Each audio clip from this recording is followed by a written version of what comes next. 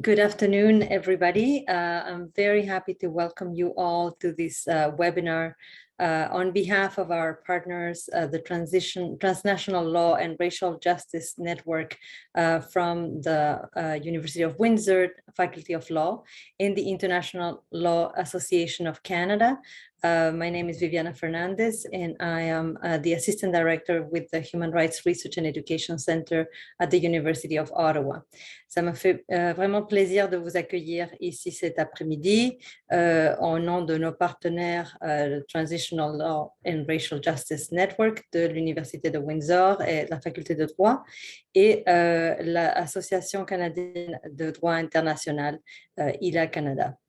To begin the webinar, I would like to acknowledge that the University of Ottawa is located on traditional Algonquin territory. The Algonquin people are the traditional guardians of this land, and we acknowledge their long-standing relationship with this territory, which remains unceded. We pay respect to all Indigenous people in this region from all nations across Canada who call Ottawa home. We acknowledge the traditional keepers, both young and old, and we honor their courageous leaders, past, present, and future. So in this occasion, we are really going to have a wonderful opportunity to discuss in detail the current situation of human rights in Iran with the United Nations Special Rapporteur, Professor Javaid Rehman. And in order to introduce him properly and let you know a little bit more about the format for the webinar, I will leave you with my colleague, Chris Waters from the University of Windsor. Chris? Thanks very much, Viviana, and hello, everybody. It's great to have so many participants join us for this webinar. And I'd like to thank you, Viviana, as well as the Human Rights Research and Education Center at the University of Ottawa for your partnership, and also the International Law Association, which I'm also part of. And it's wonderful to have this participation. And we look forward to, at some point, getting Dr. Rehman over to Canada in person as well. But I have to tell you, he's joining us hot on the heels of his visit to Geneva, where he reported to the Human Rights Council. And so, Dr. Rehman, we're delighted to have you with us. In July 2018, Dr. Javaid Rehman was appointed Special Rapporteur on the situation of human rights in the Islamic Republic of Iran. He is a professor of international human rights law and Muslim constitutionalism at Brunel University in the United Kingdom. And Professor Rehman teaches human rights law and Islamic law and publishes extensively in the subjects of international human rights law, Islamic law, and constitutional practices of Muslim majority states. Several of his published works have been translated into various languages. And as a human rights lawyer, Professor Rehman has also provided legal opinions in various high-profile cases in a number of jurisdictions. He has over 180. I feel like I should type that number to the chat just in case anyone thought they misheard me. Publications which include 20 authored, co-authored, and edited books. His book, International Human Rights Law, is regarded as an authoritative and comprehensive analysis of the subject. And his other books, including Unraveling Religious Moralities and Rule of Law, Freedom of Expression, and in Islamic Law, are well cited and well recognized. I've had the pleasure of knowing Javaid for almost 20 years from my days as a young academic in the United Kingdom, and as an editor of a volume where Javaid published a chapter entitled Adjudication on the Rights of Sexual Minorities in the Muslim World. And it's just a fantastic chapter and overshadows the rest of the book, I have to say. In the UK, I came to appreciate the kindness, integrity, and thoughtfulness with which Professor Rehman approaches his work. And as I say, Professor Rehman recently, last week, as I believe, perhaps it was on Nowruz, I'm not sure, it was certainly thereabouts, presented his latest findings to the UN Human Rights Council. And so we appreciate you very much, Javaid, in joining us so quickly after that. So Professor Rehman is going to speak for roughly 25-30 minutes. And following that, there'll be a response from Dr. Omid Milani. As a polyglot scholar, Dr. Milani has been conducting research on human rights theories and praxis and the characteristics of the state in various socio-political settings. Dr. Milani is a multidisciplinary researcher and artist whose work addresses human rights issues, state-sponsored violence, as well as law and aesthetics. Having curated several political cartoon exhibits, he employs novel modes of expression in legal research and practice, shedding light on ongoing debates over universality, diversity, and dialogue in the field of human rights. Dr. Milani is currently a fellow at the Human Rights Research and Education Center at the University of Ottawa, as well as a sessional professor at the School of Political Studies there. So, Omi, thank you very much for joining us as well, and I look forward to the dialogue. So for participants, we look forward to your questions, and please pop them into the Q&A, and I will bundle some, curate some, and present them to Professor Rehman for his response. And our plan is to end at precisely 5:30 Ottawa time. So with no further ado, I will turn it over to you, Javaid. Thank you very much. Thank you. Thank you for this generous invitation for me to speak to you this afternoon, evening in the United Kingdom. I'm particularly thankful to the Human Rights Research and Education Center, Windsor Law's Transitional Law and Racial Justice Network, and the International Law Association of Canada for the organization of this event. I would also take the opportunity to thank my good friend, Professor Christopher Waters from the University of Windsor for his long-term academic collaboration and for this generous invitation for me to speak to you today. As we speak, the people of Iran are facing the worst forms of violations of human rights. Ethnic, linguistic, and religious minorities continue to suffer from systematic and systemic persecution, targeting and harassment. Women and girls of Iran face gender apartheid with the most serious assault on their fundamental rights and human dignity. As many of you would know, the death in custody of the morality police of Gina Mahsa Amini on 16th of September last year unleashed one of the strongest waves of protest and civil unrest Iran has seen during the past 4 decades. Gina Mahsa Amini, a 22-year-old Iranian woman from Sakaz in the province of Kurdistan, that is Iranian Kurdistan, was arrested by the Iranian morality police on 13 September 2022 while she was on a family visit to the capital Tehran. She was arrested for allegedly failing to comply with Iran's strict rules on women's dress by wearing what they call it as an improper hijab.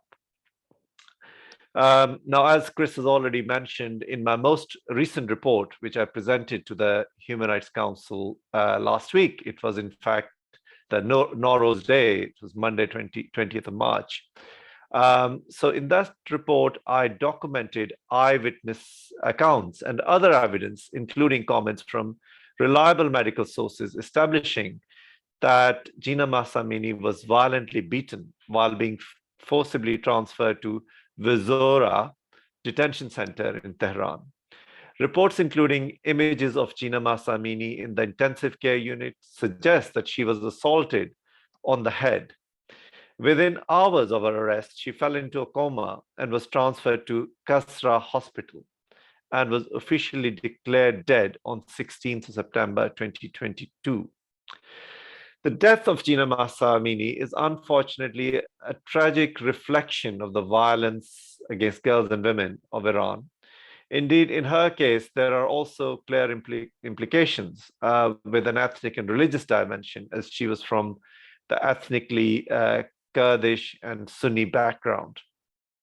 However, the law of enforced hijab and the manner of its enforcement by state authorities is emblematic of the violence, brutality, and the violation of fundamental human rights and human dignity of all of the girls and women of Iran. Since President Ibrahim Raisi has come into power in August 2021, there has been an enhanced focus on the enforcement of hijab law. The morality police expanded street patrols, subjecting women perceived to be wearing what they saw as loose hijab to verbal and physical harassment, arresting them and shutting down several businesses. A month only before the death of Ms. Amini, President Ibrahim Raisi signed a decree ordering further repressive measures for the so-called improper hijab. I would therefore hold the president and other high-ranking officials, state officials representing the state, as directly responsible for violence against women and girls and the brutality that is visited upon the girls and women of Iran. As regards any investigations into the death of Gina Mahsa Amini, there has been a failure to conduct any independent, impartial, and transparent investigations. As per usual practice, the authorities have consistently denied any misconduct or wrongdoing on their part, but have forwarded unsubstantiated claims that Ms. Amini died because of a heart problem, linking this to pre-existing medical conditions. These claims, which are fully rejected by her family, and with substantial body of medical evidence, including evidence from doctors, which has challenged the state's assertion that her death was not caused by blows to head and vital organs and limbs of the body.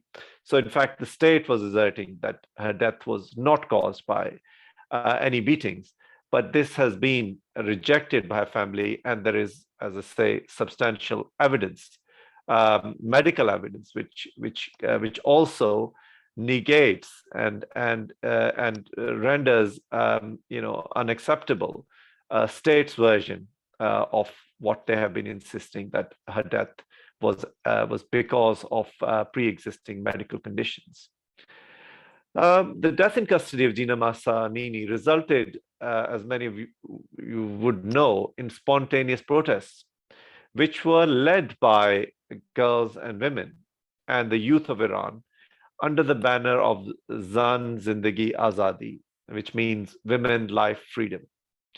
These protests were quickly transformed into nationwide protests. So the protests which were initially started by girls and women became nationwide protests, and these protests spread to 160 cities in all of the 31 provinces of Iran, with people from every community, girls, women, men, children, and people from all ethnic and religious backgrounds joining these protests.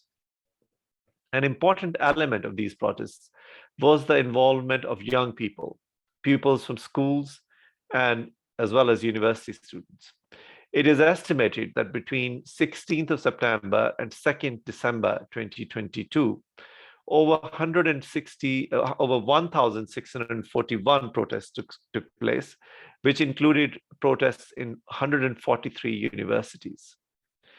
Unfortunately, there has been an extremely brutal response of the Iranian authorities to these protests. It is estimated that at least 527 people, including 71 children, were killed by the state agents. It is also estimated that hundreds of protesters have been severely injured. Dozens have lost their eyes because of direct shots to the head. Iranian doctors have also reported women and girls participating in these protests were targeted deliberately with shotgun fire to their faces, breasts, and genitals.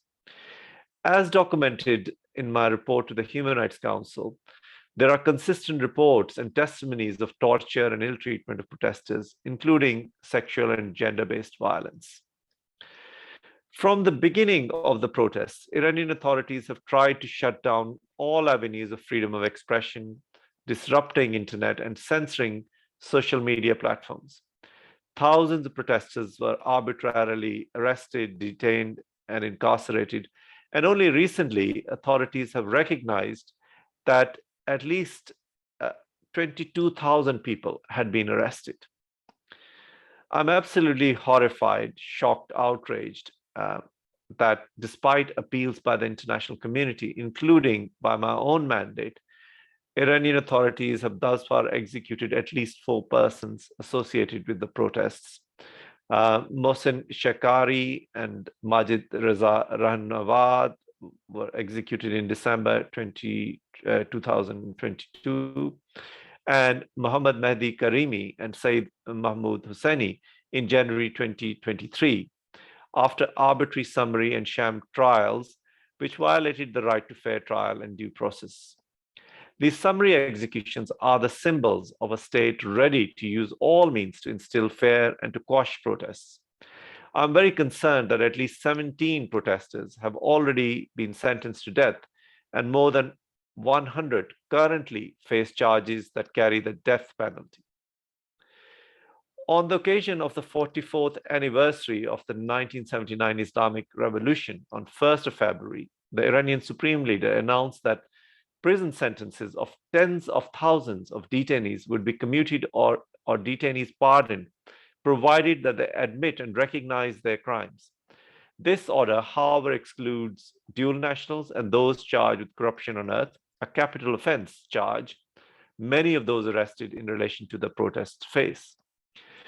My report to the Human Rights Council last year and this year, in March 2023, have firmly established my conclusions that there is an absence of accountability for serious human rights violations and for crimes under international law within the political, constitutional, and legal system of Iran. In my view, the scale and gravity of the violations committed by the Iranian authorities, especially since the death of Mahsa Amini, points to the possible commission of international crimes, notably the crimes against humanity of disappearances, torture, rape, and sexual violence, and persecution. I am equally alarmed at the continuing violence against women and girls, including coordinated chemical attacks throughout the country against schoolgirls, which were repeatedly and until recently denied by the government. Following contrary and contradictory declarations in December of last year, these contradictory declarations related to the possible closure of the so-called morality police. Recent public stances leave no doubt as to the intentions of the state authorities to continue to brutally repress women and girls of Iran. A chastity and hijab plan is currently in discussion before the parliament with the view to identifying unveiled women and girls and depriving them of receiving any social and public services. On 8th of March, just this month, several young women who filmed themselves unveiled dancing in the streets to celebrate the Women's International Day were arrested and forced to apologize on the state media. The rapid deployment of law enforcement agents to arrest peaceful protesters and this recent humiliation, which I mentioned, of young women on Women's International Day contrasts sharply with the incapacity of the state authorities spanning months to identify those involved in chemical attacks against the schoolgirls. In addition to all that I've said, which related to the death in custody of Gina Mahsa Amini, the ongoing tragedy since September last year, I also remain deeply concerned at the continuing and increasing violations of human rights in the country. So the past year witnessed an alarming increase in executions, in particular drug offender executions, the continuation of child offender executions, resumption of public executions, and the disproportionate use of death penalty against ethnic, linguistic, and religious minorities. Reportedly, over 500 persons, including 3 persons sentenced as children and 13 women, were executed in 2022. Since January of this year, 2023, at least 143 persons have already been executed following grossly unfair trials. This number of 500 executions, which I've just mentioned, represents the highest number of executions in the last 5 years and can be compared to at least 330 executions in 2021 and 267 in 2020. A deeply troubling matter is the very sharp increase in drug offender executions. In 2022, over 222 drug offender executions took place in comparison to 126 in 2021 and 25 in 2020. Iranian authorities, as I've just mentioned to you, continue to execute child offenders in violation of their international obligations, namely the International Covenant on Civil and Political Rights and the Convention on the Rights of the Child. Ethnic, linguistic, and religious minorities have also been disproportionately executed. At least 147 ethnic Balochis, which Balochis consist of 2 to 6% of the total population, were executed in 2022, with more than half of these executions for drug-related charges. In this context, I would like to emphasize that the Balochis represent one of the most marginalized and vulnerable communities who have been deliberately left in a state of poverty and underdevelopment by the state authorities. The situation with constitutionally non-recognized minorities, including the Baha'i minorities, remain particularly disturbing. The Baha'i minorities has continued to face all forms of targeting, victimization, harassment, and persecution, including through detention, arrests, destruction of their properties, denial of education rights, closure of their businesses, and cemetery desecrations. In 2022, a significant number of Baha'is remained in prison, and the arrested individuals included 2 former leaders of the Baha'i community, Mahwish Sabat and Fariba Kamalabadi, who were arrested on 31st of July 2022, who on 11th December of last year, that is 2022, were sentenced to a second 10-year imprisonment after having already spent 10 years in prison. The repression and persecution of sexual minorities has continued, as on 1st of September last year, 2 LGBT rights activists were sentenced to death for vaguely worded and broadly defined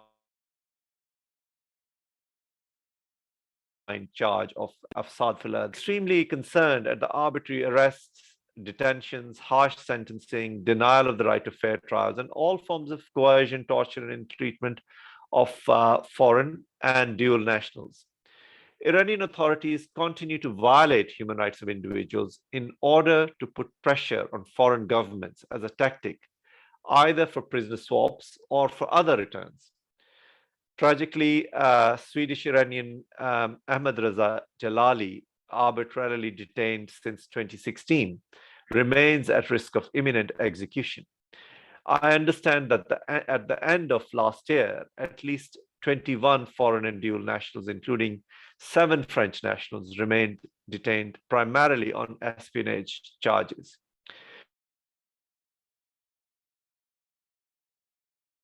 On 17th January, detention of Olivier Van de Castile, Belgian aid worker who was sentenced to a cumulative 40-year jail term by a court in Tehran. Mr. Van de Castile has been deprived of his most fundamental human rights. He has suffered from severe ill treatment and torture and has been completely denied the right to a fair trial. He requires urgent medical treatment and must be released immediately.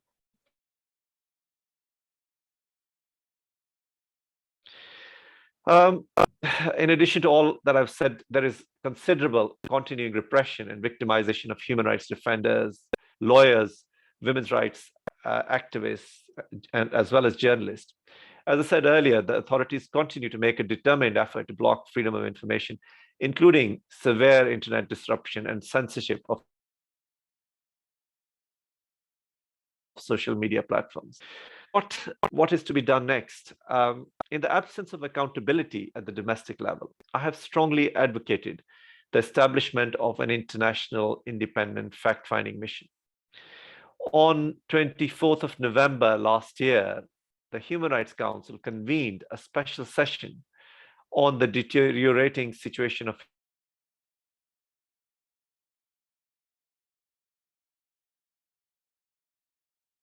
human rights in the Islamic Republic of Iran, especially one, establishing an independent international fact-finding mission with a mandate to investigate alleged human rights violations related to the protests since 16th of September 2022, especially with respect to women and children, and collect, consolidate, analyze, and preserve evidence of such violations, including in view of cooperation in any legal proceedings. As the International Fact-Finding Mission continues to develop its agenda and program in accordance with Resolution S35/1, I look towards fully cooperating with the fact-finding mission to ensure justice and accountability for victims of human rights violations. I thank you. I will end here, and I look forward to responding to your questions. Thank you very much. Thank you very much, Professor Rehman. Very sobering, but we appreciate you shedding a light on not only the substantive human rights abuses, but also the efforts to prevent proper accountability. And so as sobering as that is, it's important that we hear from you. And we thank you for doing that in such frank and accurate ways. So before we turn to the question and answer, I will ask Dr. Milani to respond to Professor Rehman. Hello, and thank you to the hosts and organizers of this webinar who made this webinar possible and created this opportunity for us to speak a few words on the human rights situation in Iran and exchange our opinions and ideas as to the rule of state in the violation of human rights of Iranians, in particular after the death of the Mahsa Amini at the hands of the Iranian authorities. I would like to share some of my observations with our audience regarding the human rights situation in Iran that would include my view of the present social and political movements in Iran, including one that is characterized by its most famous slogan, woman, life, freedom. And I would like to just discuss some of the angles that are less spoken of and discussed in debates over the human rights situation in Iran, and provide some context as to what is at the moment happening to Iranian people. And what appears to me to be clear is that the Iranian youth, specifically women and several other communities, are demanding change not only in the form of the governance and the structures of the governance, but also in values and in fact the ideologies that are governing the state of Iran in their violations of human rights that they perpetrate. Obviously, the change of the form and the values of the state will be deemed and seen by the state as threats, and the state as the entity that has the monopoly of violence in the modern nation-state design would welcome brutalization of the discourse in order to resort to violence and justify its use of violence against its own people. So the change is resisted by the state and state authorities, and it is responded brutally in various forms, ranging from undue punishments to severe, brutal crackdown of the social movements and uprising in Iran. And this observation brings light to the fact that nonviolence and peaceful means of protest is a choice that Iranian people will intelligently take and pick in response to the brutalization of the discourse that is conducted by the state. And this also explains how the initial response of the government, the Iranian state, is typically brutal and violent, but Iranian people are not willing to respond in the same way. So by shifting tactics and diversifying their modes of expression, they continue to voice their dissent and unsatisfaction with the situation in Iran, with the form of government, and, as I said earlier, with the values of the state.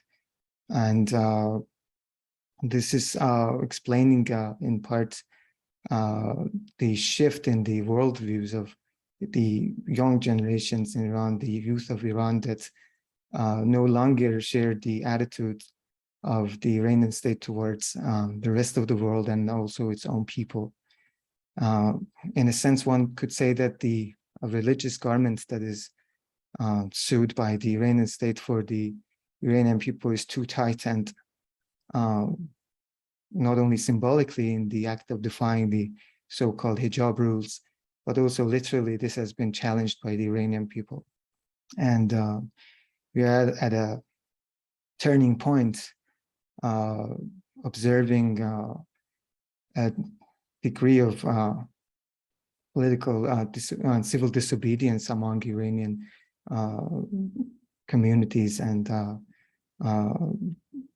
presented by Iranian people in general, that would seriously put serious questions and would question the legitimacy of the Iranian state's resort to violence in any case, as I said, in the form of punishment or otherwise cracking down peaceful demonstrations on the street. And this the current socio-political movements in Iran are characterized by not only nonviolence, but also their demand for non-discrimination and respect for several identity groups that have been persecuted in Iran since the 1979 revolution. And in fact, Iranian people are not willing to accept any ideological state that would represent them. They no longer share the Weltanschauung or the worldview of the Iranian state. So they are expressing this state of divergence, if you will, from the Iranian state in diverse fashions. And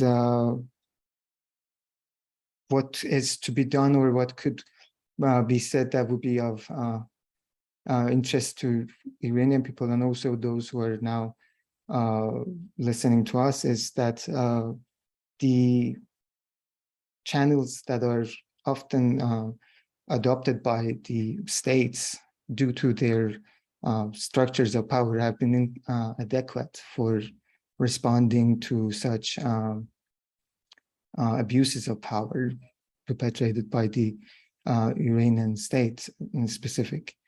And as such, the Iranians can see the rapprochement between, for instance, the Iranian state and Saudi Arabia, or the continuation of negotiations between the United States government and the Iranian government for different reasons that will demonstrate a sort of contempt and disregard for what the Iranians are demanding.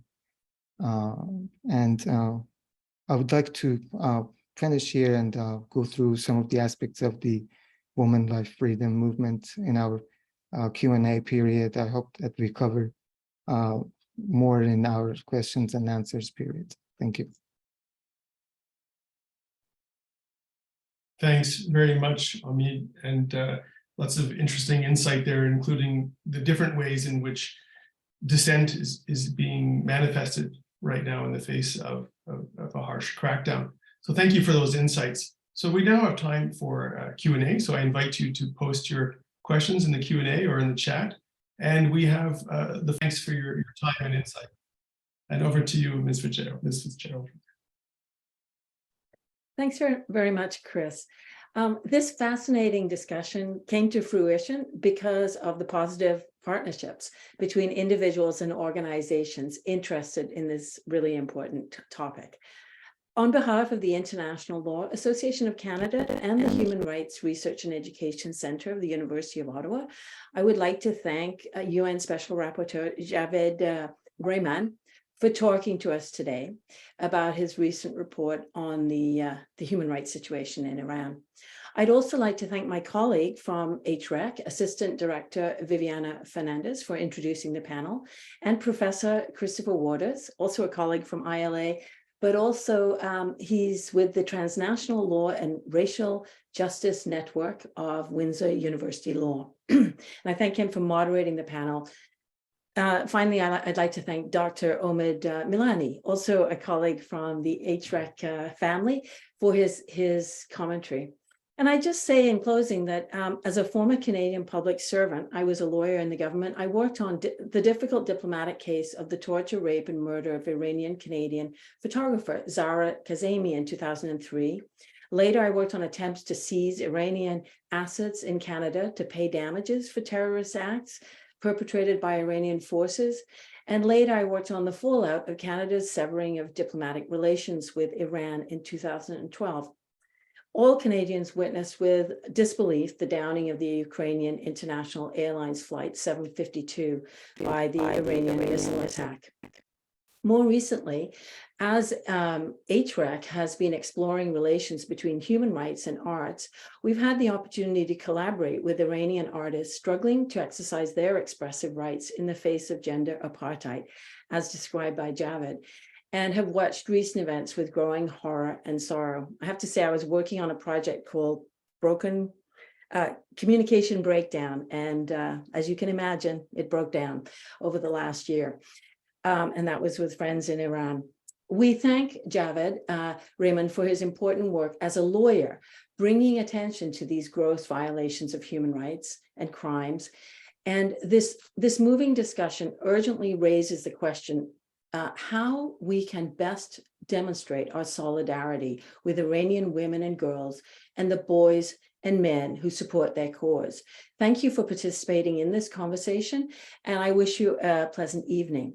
Au nom de l'Association de droit international du Canada et du Centre de recherche et d'éducation sur les droits de la personne de l'Université d'Ottawa, j'aimerais remercier le conseiller spécial des Nations Unies, Javaid Rehman, de nous avoir parlé aujourd'hui.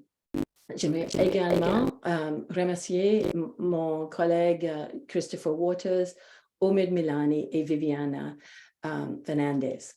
Nous remercions Javaid pour son important travail en tant qu'avocat, attirant l'attention sur ces violations flagrantes des droits de la personne. Cette discussion émouvante soulève d'urgence la question de savoir comment nous pouvons le mieux démontrer notre solidarité avec les femmes et les filles iraniennes et les garçons et les hommes qui soutiennent leur cause. Merci d'avoir participé à cette discussion et je vous souhaite une agréable soirée. Thank you, everybody. We have lots to think about. Merci beaucoup. Thank you. Bye-bye. Thank you.